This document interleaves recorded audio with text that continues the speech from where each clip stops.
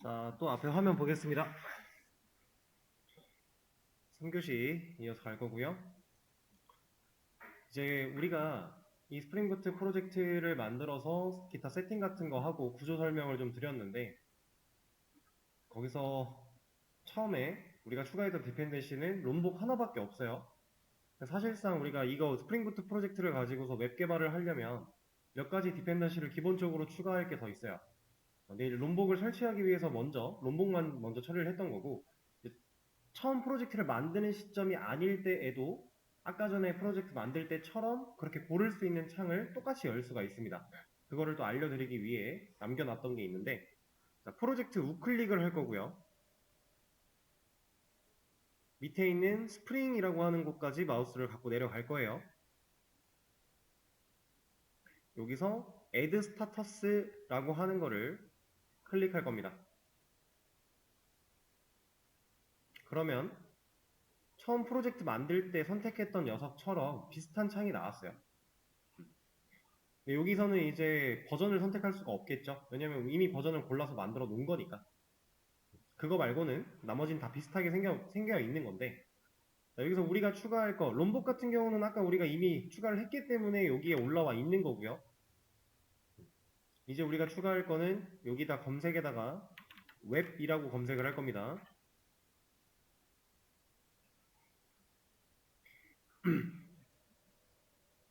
자, 이 중에서 스프링 웹이라고 하는 이 녀석 선택을 해줄 거예요. 스프링 웹. 그리고 여기 선택해서 추가를 하셨으면은 다시 검색을 해서 DEVTOOL 데브툴이라고 검색을 할 겁니다.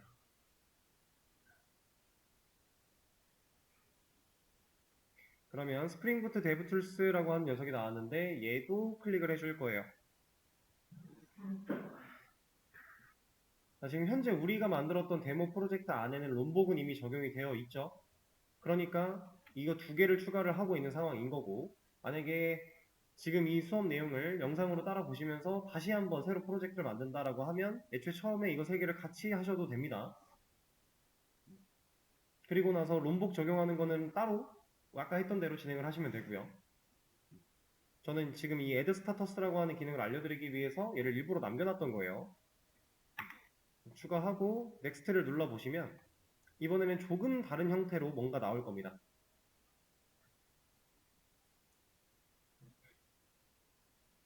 지금 스프링 웹이랑 스프링 부트 데브 툴스라고 하는 두 가지를 선택하고 next를 누른 상태에, 자, 요거 같은 경우는 뭐냐면 지금 제가 선택한 추가하려고 하는 그 디펜던시들을 어떤 파일에다가 명시를 해줄까라고 하는 건데, 당연히 폼에다가 추가를 하는 거예요. 이건 당연한 겁니다. 왜냐면 우리가 의존성을 관리하는 파일 자체가 폼.xml이니까 여기다가 추가를 할 거고요. 그 다음에 나머지는 선택할 필요가 딱히 없어요. 그냥 폼에다가만 잘 넣으면 되는 겁니다. 폼만 잘 클릭을 해주시고 이렇게, 그리고 나서 피니쉬 누르고 약간 대기해 줄게요. 그럼 여기에 우측 하단에 이제 빌딩이라고 하면서 업데이팅 메이븐 프로젝트 뭐 빌딩 왔다 갔다 하면서 약간의 시간 소요가 필요할 거고, 완료가 되고 나면 폼.xml에 들어갔을 때 아까랑은 다르게 디펜던시가 추가되어 있는 걸 볼 수 있을 겁니다.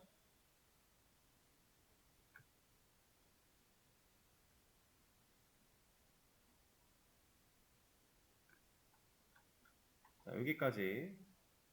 이러면 기본적으로 스프링 부트를 활용해서 웹 개발을 할 아주 기본적인 요소들은 세팅을 완료한 거예요. 되셨을까요? 이 과정에서 만약에 에러가 발생을 한다면 그 에러 내용을 저한테 캡처 혹은 이제 뭐 영상으로 남겨서 저한테 보내주시면 제가 체크를 하고 도움을 드릴게요. 네, 잘 따라 하셨다면 사실 큰 문제 없이 되셨을 거고, 자, 근데 중요한 거, 이거는 제가 하나 보여드리겠습니다. 이건 따라하지 마시고,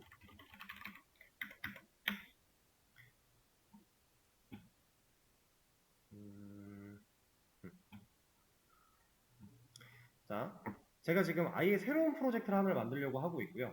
롬복, 부트 데브툴스, 스프링 웹 세 가지를 선택하고 만들려고 해요. 자, 이 상황에서 피니쉬를 눌렀을 때 여기서 넥스트를 눌러도 아까 그 폼.xml에 추가한다 이런 게 없습니다. 이건 처음에 애초에 초기 세팅이니까. 피니쉬를 눌렀을 때 이렇게 시간이 지나면서 프로젝트가 잘 만들어지면 다행인데 간혹 가다가 프로젝트 생성이 안 되고 에러를 뱉는 경우가 있어요. 지금 저 같은 경우는 됐죠. 데모 1이라는 프로젝트가 잘 만들어졌는데 이게 이렇게 안 되고 에러가 나올 수 있어요. 그때는 어떻게 하냐? 지금 이거는 수업을 진행하면서 따라오신 게 아니라 따로 뭔가를 만들려고 했을 때 갑자기 에러가 막 이상한 에러가 발생하면서 여기서 막 퍼센트가 올라가다가 애초에 여기에 경고창 같은 게 나오면서 더 이상 진행을 못하는 상태가 나올 수 있습니다. 그때 해결 방법을 알려드리는 거예요.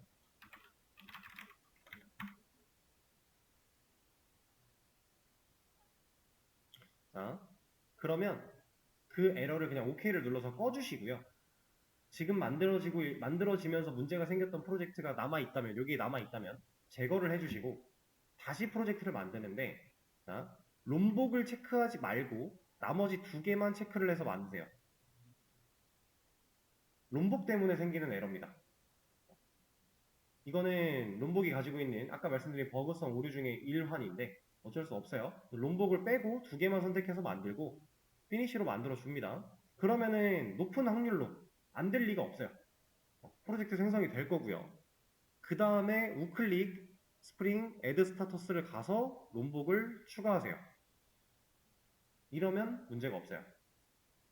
근데 그 에러가 항상 나는 게 아니라 특정 상황에서 이렇게 발생을 하는데 어떤 상황에서 발생을 하는지는 저도 정확하게는 체크를 못하니까 만약에 그런 문제가 발생을 한다면 이런 식으로 해결할 수 있다. 하나 방법을 알려드리는 거고 뭔가 정확히 어떤 상황인지 모르겠어서 본인이 처한 에러가 뭔지 모르겠다면 저한테 도움을 요청하시면 도와드리겠습니다.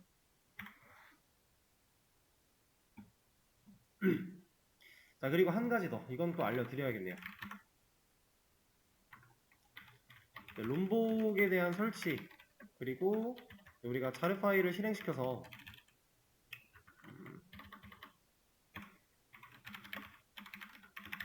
STS를 등록하는 과정 하고 났는데 sts.exe 파일을 눌러서 이제 재부팅을 하려고 실행하려고 할 때 더블 클릭을 아무리 하고 엔터를 아무리 눌러도 얘가 정상적으로 실행이 안 될 수가 있어요.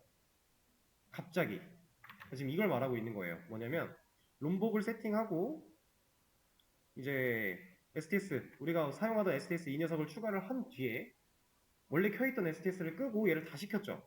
그 상황에서 얘를 키려고 엔터를 누르고 막 더블 클릭을 하는데 아무 일도 안 벌어지면서 실행이 안 될 수가 있어요. 그런 경우가 종종 있습니다. 자, 그럴 때는 뭘 확인하셔야 되냐면 롬복 이 STS가 지금 설치되어 있는 경로에 한글 경로가 들어있나를 체크하셔야 돼요. 만약에 한글 경로가 들어있는 상태로 STS가 보관되고 있었다면 롬복이 정상적으로 인식이 안 되면서 실행이 안 되는 에러가 발생할 수 있습니다. 만약 그런 문제가 발생을 했다 그러면 본인이 갖고 있는 이 STS 폴더의 경로에 한글 경로가 섞여 있는지 확인해 보시고 그 한글 경로를 없애주시고요. 영어 경로로 바꿔주시고요. 그 다음에 롬복.jar 파일 다시 실행해서 STS 경로를 다시 잡아줘야 돼요. 그래서 제가 간간히 말씀드리고 있는 뭔가 개발 관련된 프로그램을 관리할 때는 한글명으로 된 경로를 쓰지 말아라 라고 하는 걸 잘 지키셨다면 사실 그 에러를 만날 일이 거의 없어요. 근데 그 경로 중에는 어쩔 수 없이 이 경로도 포함이 되는 거예요. 이 사용자의 애드민이라고 하는 이 경로. 이거는 이제 OS를 관리할 때 본인 OS 계정을 한글 이름으로 만들면 얘는 한글 폴더로 만들어지거든요. 그런 것도 사실 개발 쪽에서는 좋지 않은 현상이에요.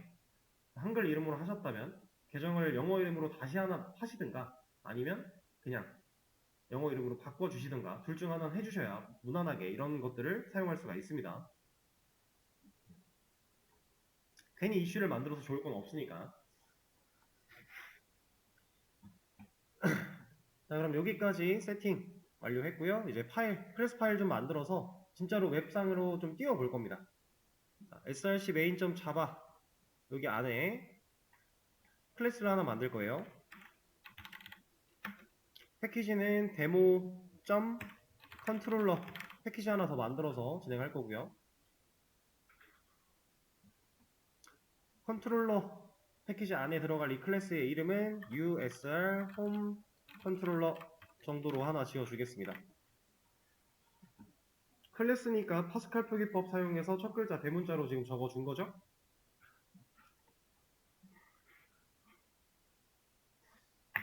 이러고 finish. 그러면 우리가 알고 있는 흔한 그냥 클래스 파일 하나를 만들어 낸 거예요.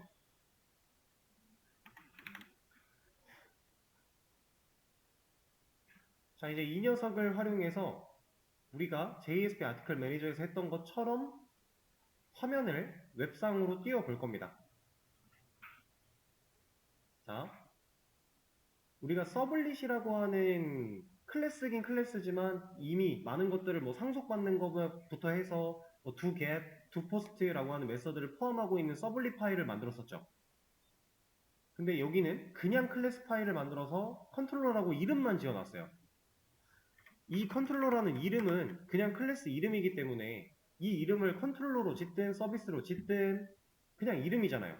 아무런 의미가 없는 그냥 우리가 인지하기 위한 이름일 뿐이에요. 근데 이 현재 스프링부트 프로젝트한테 지금 이 클래스는 컨트롤러로 사용할 거야. 그러니까 이 클래스가 지금 서블릿의 역할을 할 거야 라는 거를 얘한테 알려줘야 돼요. 그걸 알려주는 게 제가 아까 여기서 열심히 설명드렸던 여기에 없네요. 여기 있나? 여기도 썼다 지웠군요.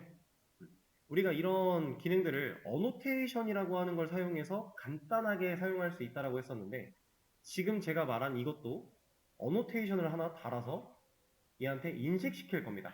지금 이 컨트롤러라는 파일, 이 녀석은 이름이 컨트롤러라서가 아니라 우리가 지금 추가할 어노테이션 때문에 이 스프링부트 프로젝트 내에서 컨트롤러의 역할을 수행할 거야 라고 의미를 부여하는 거예요. 그 어노테이션은 클래스의 위쪽에다가 골뱅이 컨트롤러라고 하는 어노테이션을 달 겁니다. 이거.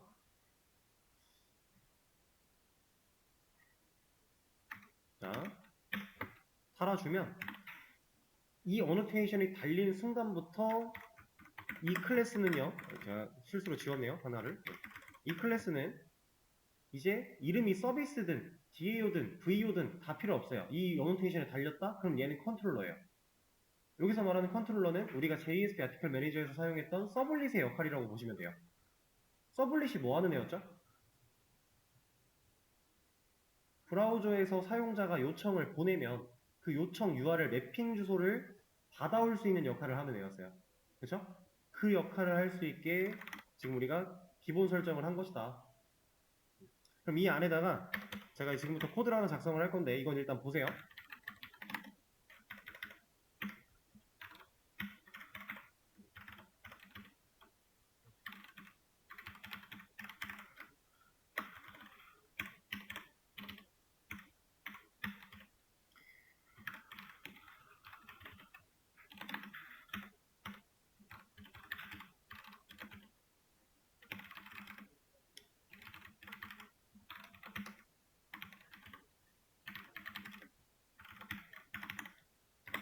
자, 얘 클래스라 그랬죠? 이걸로 인해서 이제 컨트롤러 역할을 할 클래스야 라고 우리가 명시를 했지만 얘는 본질 자체는 클래스예요, 그냥. 그죠? 자, 이 녀석 어노테이션이 두 개가 달렸습니다. 얘는 뭐예요? 그냥 순수하게 이만큼만. 이거 뭐예요, 원래? 클래스 안에 이렇게 만들어 놓으면 이거 그냥 메서드죠. 저는 지금 메서드를 하나 만들었어요. 그 메서드한테 어노테이션을 두 개 달았을 뿐이에요. 근데 보겠습니다. 이름이 리퀘스트 매핑이래요. 그리고 옆에 제가 경로 같은 걸 적어놨죠. 무슨 의미겠어요? URL 매핑 주소를 적어주는 어노테이션입니다. 그래서 리퀘스트 매핑이라고 하는 어노테이션을 달면 여기 이 소괄호 안에 들어있는 이 내용으로 요청이 들어왔을 때 이 녀석, 이 메서드가 지금 현재 이렇게 만들어진 이 메서드가 해당 요청에 대한 처리를 할 메서드야 라고 알아서 인지하고 가져와요. 얘한테. 자, 그러면 서블릿을 썼을 때랑 지금 가장 큰 차이가 뭐예요? 우리가 서블릿을 쓸 때는요, 서블릿이라고 하는 그 클래스 파일 자체가 URL 매핑 주소를 걸었었어요. 자, 코드가 있으니까 보여드릴게요. 자, 이런 서블릿. 이 클래스한테 웹 서블릿이라는 어노테이션을 달아서 얘를 적어줬습니다. 그래서 우리가 요청 하나당 서블릿 하나가 필요했죠. 서블릿이 엄청 많았잖아요. 그래서 지금 간단한 기능밖에 안 만들었는데도 이만큼이 필요했었어요. 그죠? 근데 지금 현재 우리가 하고 있는 방식은 클래스한테 URL 매핑 주소를 걸었나요? 아니죠. 메서드한테 걸었죠. 이게 가능하다라는 겁니다.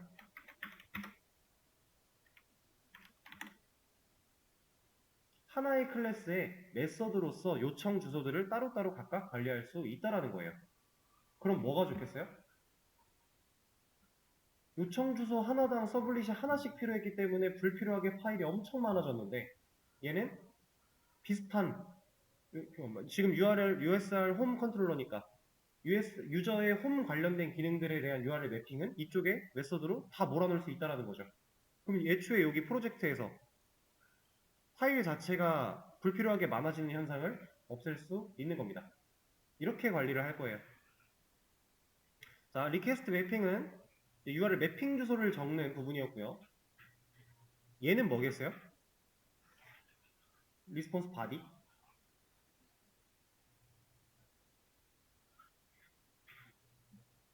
리스폰스는 응답이고 바디는 내용이에요.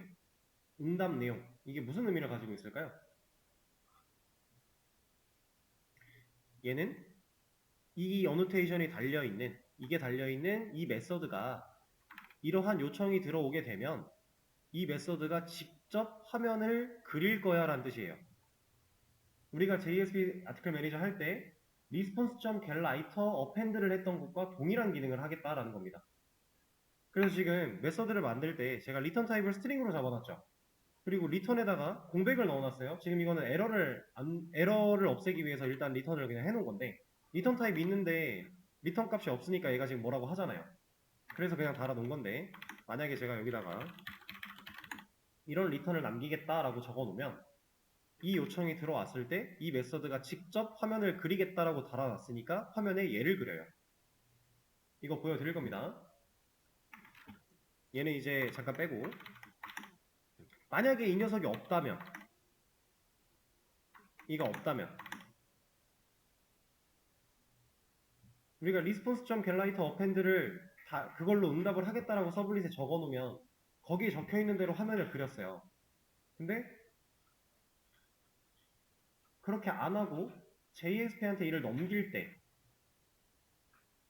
리퀘스트 디스패처 어쩌고를 통해서 우리가 JSP한테 이를 넘겼었죠. 이 리스폰스 바디라고 하는 어노테이션을 빼버리면 해당 메서드는 직접 화면을 그리지 않고요. 우리가 설정한 대로 설정한 파일을 찾아가서 이를 넘깁니다. 그래서 나중에 우리가 JSP를 실제로 만들고 그 JSP한테 이를 넘기려고 한다. 그럼 이 어노테이션은 메서드에 달려있으면 안 돼요. 얘가 달려있다라는 건 이 메서드가 직접 응답하겠다라는 거니까 그 차이가 있는 거예요. 그리고 하나 더 말씀드리면 여기 리퀘스트 매핑이라고 하는 어노테이션을 제가 썼는데 사실상 이 리퀘스트 매핑은요 여기서 말하고 있는 get 매핑 그리고 get이 있으니까 또 뭐가 있겠어요? 이건 셋 말고 우리가 통신하는 방식에서 get 방식으로 통신하고 포스트 방식으로 통신했었죠. 그래서 get 매핑과 포스트 매핑 두 가지가 따로 있거든요. 둘 다 있어요 따로. 근데 리퀘스트 매핑은 이걸 가리지 않고 요청에 대한 매핑을 다 받겠다는 뜻이에요. 그래서 원칙적으로는 사실 리퀘스트 매핑을 안 쓰는 게 좋습니다. 우리가 get이면 get대로 포스트면 포스트대로 따로따로 명시하는 게 좀 더 명확하고 좋은 거긴 해요. 근데 우리가 수업을 진행하면서는 그냥 리퀘스트 매핑을 쓸 거예요. 크게 구별짓지 않고 갈 겁니다. 자, 이제 이거 진짜 한번 열어볼게요. 근데 이거 열려면 뭐부터 해야 돼요? 서버부터 켜야 돼요. 웹서버 어디 있다고요? 내장 톰캡. 자, 이 녀석 선택하고 이 재생 버튼을 눌러서 서버를 실행시킬 겁니다. 자, 그러면 얘가 뭔가 서버를 실행하려고 하다가 에러를 뱉었죠? 이거 무슨 에러예요? 8080 포트는 이미 사용 중이다. 너 이거 못 써. 라고 하는 거죠. 자, 얘도 내장 톰캣이에요. 톰캣은 기본 포트 8080 잡혀 있어요. 8080으로 우리가 안 됐었죠, 저번에도. 지금 윈도우에서 돌고 있는 8080을 죽이고 돌려도 되겠지만 우리 굳이 그렇게 안 하고 서버에서 포트를 변경해서 돌렸었어요. 자, 근데 이거 내장 톰캣이잖아요. 우리가 외부에서 설치했던 톰캣을 적용시킨 상태에서는 이 서버를 더블 클릭하면 포트 설정 같은 거 할 수 있는 창이 나왔었는데 이 녀석은 더블 클릭해도 뭐가 없어요. 얘는 뭐가 안 뜹니다. 이 녀석에 대한 서버 설정 우리는 여기서 하는 거예요. 제가 아까 여기에 뭐 DB 접속 정보, 서버 설정 이런 거 다 할 수 있다고 했죠. 여기서 하면 됩니다. 자, 서버에서 포트를 변경하는 설정 기본적으로 해볼 건데 이거 정확하게 따라치셔야 돼요. 왜냐면 이 프로퍼티스도 그렇고 야물도 그렇고 이 설정 파일들은 문법이 되게 깐깐해요. 띄어쓰기 하나라도 어기면 문법 설정 적용이 제대로 안 되는 경우가 많습니다. 그래서 이건 잘 따라하셔야 돼요. 서버 콜론 할 거고요. 그 다음에 엔터 원탭 그리고 포트 콜론 찍을 겁니다. 그리고 여기서 한 칸을 뛸 거예요. 그리고 내가 바꾸고자 하는 포트를 입력할 겁니다. 그리고 저장.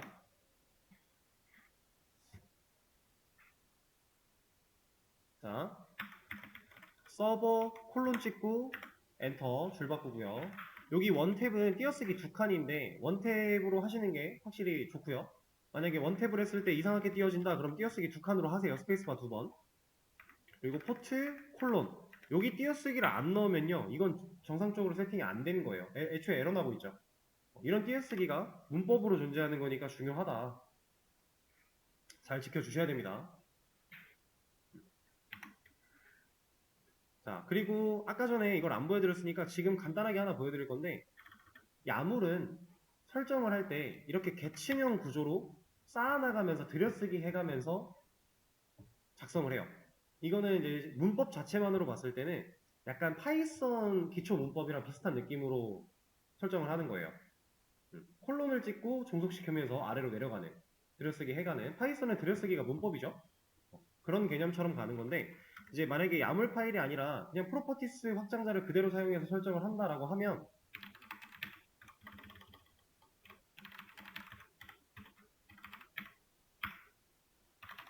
이런 식으로 설정을 합니다. 근데 이게 지금 당장은 이것만 봤을 때는 사실 이 프로퍼티스 방식도 별로 어렵지 않은데? 괜찮은데? 라고 느껴질 수도 있어요. 근데 이게 어떤 단점이 있냐면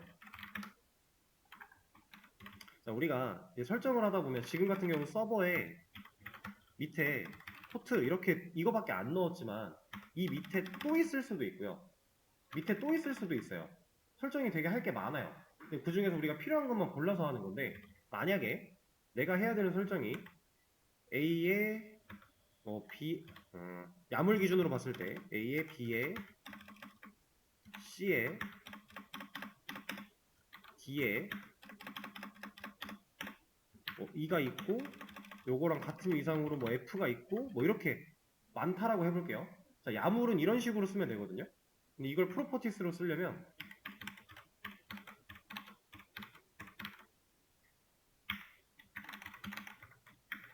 이렇게 써야 돼요. 이 설정이 많이 쌓였다고 해볼게요. 누가 가독성이 좋겠어요? 얘가 더 좋지 않을까요? 우리가 들여쓰기 하는 이 구조들이 가독성을 위해서 하는 거였는데 그렇다고 해서 프로퍼티스 설정이 나쁘다는 아니에요. 실제로 그래드를 사용해서 프로젝트를 만들면 그냥 프로퍼티스를 많이 쓰기도 해요. 상관은 없는데 우리가 야물로 해두면 좀 더 깔끔하게 볼 수 있으니까 둘 다 가능한 겁니다. 이런 차이가 있다 정도로 생각을 하시면 돼요. 그리고 이렇게 만들어 나가는 과정에서 약간씩 사용하는 문법이 좀 달라요. 그래서 만약에 야물로 안 따라하고 나 프로퍼티스로 해볼래? 그러면 구글링을 잘 하셔야 돼요. 자, 이렇게 적어주고 저장까지 완료를 한 다음에 서버를 다시 켜보겠습니다. 저 같은 경우는 지금 8081 포트가 정상적으로 올라왔어요. 이제 에러가 안 나오고 있습니다. 근데 여러분들 만약에 8081도 안 된다, 그럼 이거 숫자 또 바꿔서 8082 저장하고 다시 켜보고 이런 식으로 해서 되는 포트를 찾으시면 돼요. 자, 이제 설정 파일은 꺼주고 서버가 켜졌으니까 브라우저를 열어서 한번 들어가 볼게요. 여기다가 로컬호스트 8081에 제가 USR의 홈의 메인이라고 요청 URL 매핑 주소를 걸어놨죠. 자, 근데 보세요. 이렇게 치면 지금 이 요청으로 잘 갈까요? 이렇게 치면 이게 될까요?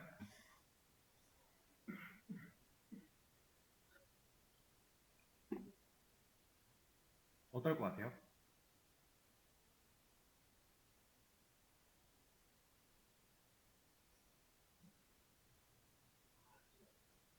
잘 가요. 근데 왜 잘 가는지 알아야 돼요.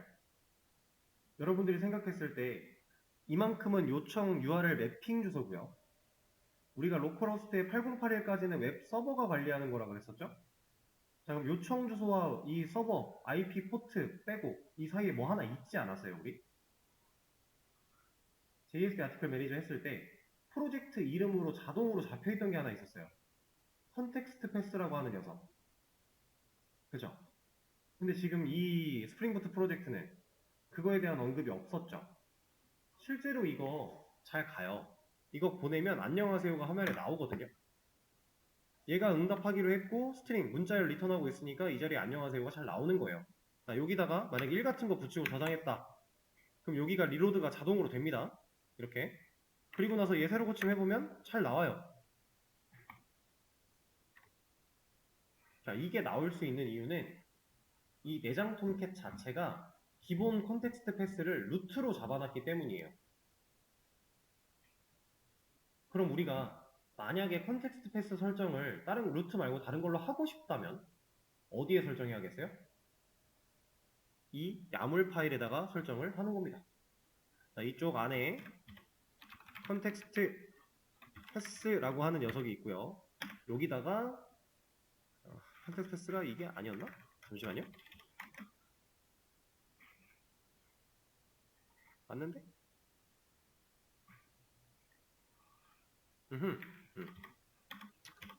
컨텍스트 패스 여기다가 뭐 예를 들어 AAA 이런 걸 넣었다. 저장을 했다. 그러면 이 패스 주소에 맞게끔 여기 앞에 요청 주소 앞에 얘가 들어가야 된다. 이래야 나온다. 지금 차이를 보셔야 됩니다. 제가 패스 설정을 했고요. 여기에 AAA를 넣었고 다시 실행을 했는데 잘 나온 거예요. 그럼 이제 이걸 빼면 얘는 못 찾아가는 겁니다. 이런 식으로 패스를 설정할 수 있다는 거. 그러니까 이제부터는 이런 설정들 나 지금 설정해야 돼. 그럼 일단 거의 대부분은 다 이 야물 파일로 오는 거예요. 그리고 이러한 설정들은 구글링 하면 또 나오는 거니까, 그리고 제가 많이 알려드릴 거니까 너무 걱정하실 필요 없고요. 근데 우리 굳이 컨텍스트 패스를 다른 걸로 지정하고 사용하지 않을 겁니다. 이제 그냥 루트를 많이 사용을 할 거예요. 이렇게 띄울 수가 있다라고 하는 거. 자, 그럼 이런 것도 한번 해볼까요? 아까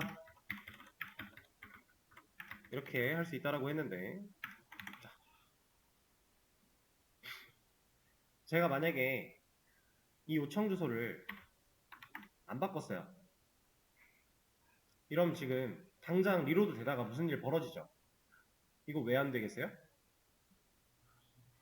이거는 똑같은 개념이에요.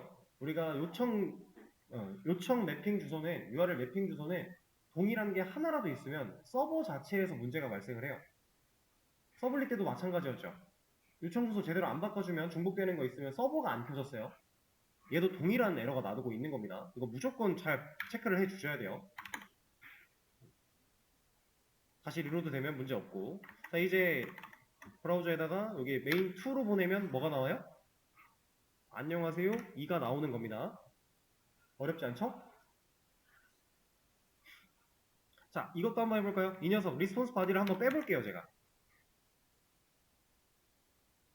뺐어요. 그리고 이걸 리턴을 하겠대요. 자, 요청 다시 보내면 얘는 못 찾아갑니다. 왜냐면 직접 응답할 거야 라고 한 게 이게 없으니까 이렇게 생겨먹은 텍스트를 리턴하는 이 화면을 그리겠다라고 쓰는 게 아니라 어딘가 다른 걸 찾아가려고 하는 거예요, 얘는. 근데 이런 파일 자체가 없으니까 뭐라고 하는 거고요. 내 상황에 맞게끔 이 어노테이션을 적절하게 잘 사용을 해야 된다는 얘기고요. 이해되실까요? 자, 그리고 몇 가지 더 해볼 건데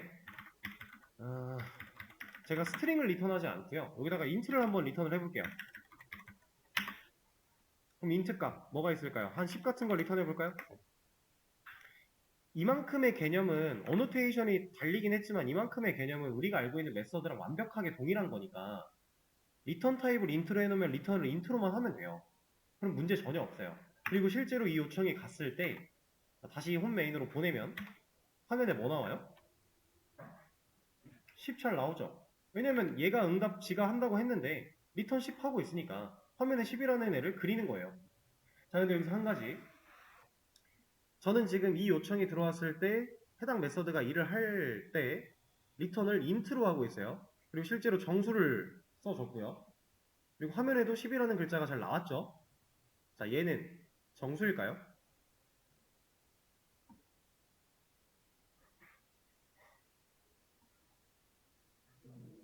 이거는 막 엄청 중요한 개념까지는 아닌데 여러분들이 그래도 알고 계시는 게 좋아요. 얘는요, 화면에 그려진 순간 텍스트예요. 스트링도 아니고요, 인트도 아니고요, 그냥 텍스트예요.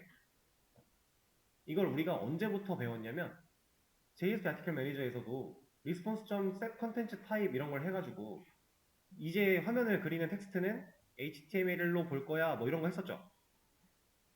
화면에 그려진 건 그냥 다 텍스트입니다. 근데 여기서 이런 것도 가능해요.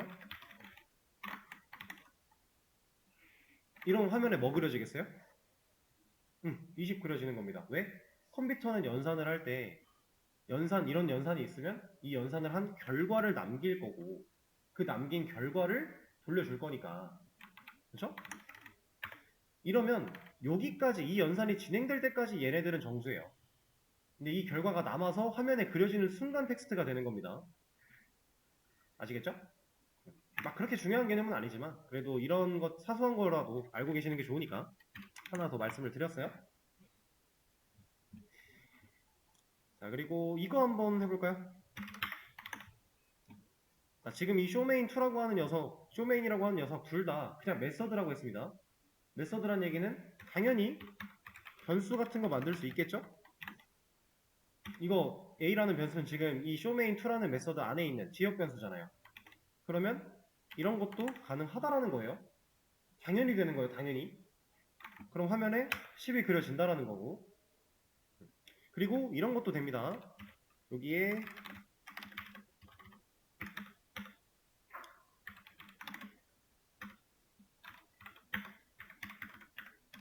지금 제가 만들고 있는 거 생성자죠?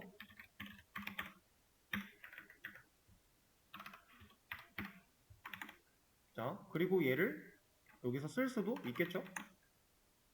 이거 클래스예요. 그러니까 전역 변수 당연히 만들 수 있고요. 생성자 당연히 만들 수 있고요. 그 안에서 이런 초기화 할 수 있고요. 심지어 그냥 클래스이기 때문에 디스 당연히 쓸 수 있는 거예요. B를 리턴하면 화면에 50이 나온다.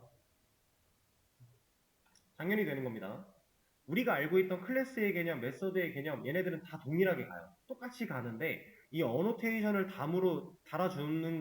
달아줌으로써 이 클래스와 이 메서드는 이러한 역할로 사용될 거야 라고 역할분이 부여되는 거지, 우리가 알고 있던 클래스의 개념, 메서드의 개념이 달라지는 건 전혀 없어요. 똑같아요. 당연히 객체도 만들 수 있다는 얘기고요. 클래스니까.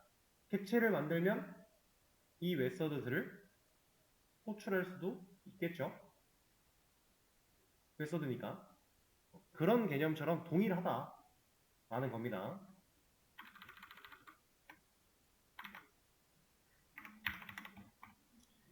음,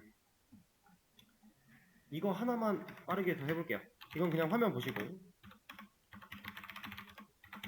제가 아티클이라는 클래스 하나 또 만들었고요. 변수 2개 만들어주고, 아까처럼 롬복 어노테이션을 달아서, 말고, 리턴 타입을 아티클로 잡겠습니다. 그리고 여기다가 아티클 객체를 하나 만들어서 얘는 이렇게 하면 안되겠다. 일단 이렇게 해버리죠.